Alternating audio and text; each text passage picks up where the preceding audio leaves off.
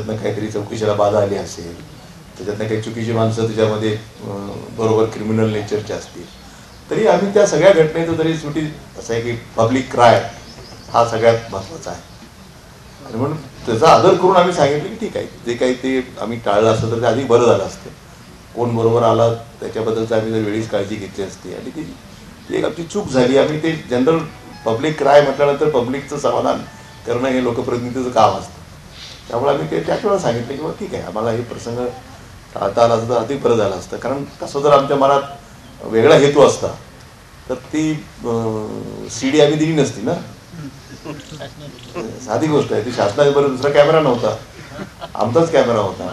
मग आम्ही समजा आम्हाला वाटलं की आम्ही फार मोठं काहीतरी आमचं त्याच्यामध्ये काहीतरी प्लॅन आहे, काहीतरी आम्ही ठरवून काहीतरी केलं, मग हे तर आम्ही लोकांच्या हातात दिलं नसतं. आमचा हेतू तसा शुद्ध होता, त्यात काही वेगळा विचार नव्हता. तरी पण ही घटना जी घडली ती चुकीची आहे असं जेव्हा लोक सांगतात तेव्हा लोकशाहीमध्ये नेतृत्वाने ती मान्य केली पाहिजे. प्रश्न कसा आहे की विषय तो नाही आहे किंवा लोकांनी जाऊन मेणबत्त्या लावल्या आणि तो एक पब्लिक राय ती जी भावना व्यक्त झाली ती कारणं कधीच असत नाही आहेत. शेवटी नैतिक जबाबदारी स्वीकारण्याची प्रथा काँग्रेसमध्ये आहे. तुम्ही संसदेचं उदाहरण दिलं, त्यावेळेच्या गृहमंत्र्यांनी का नाही दिला हा प्रश्न खरं म्हणजे तुमच्याकडनं अपेक्षित होता.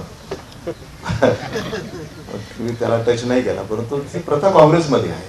हे अशी उदाहरणं काँग्रेसमध्येच आहेत. म्हणजे संसदेवर हल्ला झाला, अतिरेक्याला विमानामध्ये घेऊन तिकडे नेऊन सोडून दिलं वगैरे, आणि पुन्हा गरज पडली तर आम्ही आणखी सोडू अशी कुस्ती जोडली आहे. असे काही जर प्रसंग उद्या भविष्यात आले तर आम्ही त्यांना आणखी राहिलेले अतिरेकी नेऊन आम्ही पोचवू त्यांना सन्मानाने. ती भूमिका काँग्रेसची नाही आहे, कारण आम्ही नैतिकता मानणारे पाळणारे लोक आहोत. म्हणून तर थोडीफार नैतिकता टिकून आहे. लोकसभा निवडणुकात तयारी कुठपर्यंत आहे काँग्रेसची? पूर्ण तयारी आहे. माझं तर मी तुम्हाला सांगितलंच आहे मी काय उद्या निवडणूक लढवावी, निवडणूक लढवू नये, पक्ष संघटनेत काम करावं, हे सगळं जे काही आहे ते आम्ही आमच्या सृष्टीवर सुपूर्द केलेलं आहे. इरिगेशनच्या साठी या वर्षीच्या बजेटमध्ये आम्ही 7,000 कोटीची तरतूद पहिल्यांदा केली इतिहासामध्ये. आणि परत 1,000 कोटी वाढवायचा निर्णय आता कालच्या अधिवेशनामध्ये आपण आणखी केलेला आहे. म्हणजे 8,000 कोटी इरिगेशन हा महत्त्वाचा निर्णय. आणि सामाजिक न्यायाच्या विभागामध्ये मुलांची फी भरण्याचा 800 कोटी रुपये फी भरतो आपण. मागासवर्गीय, आदिवासी, मुक्तपट्ट्या जमातीची मुलं, आर्थिकदृष्ट्या मागासवर्गीय, ओबीसी या सगळ्याची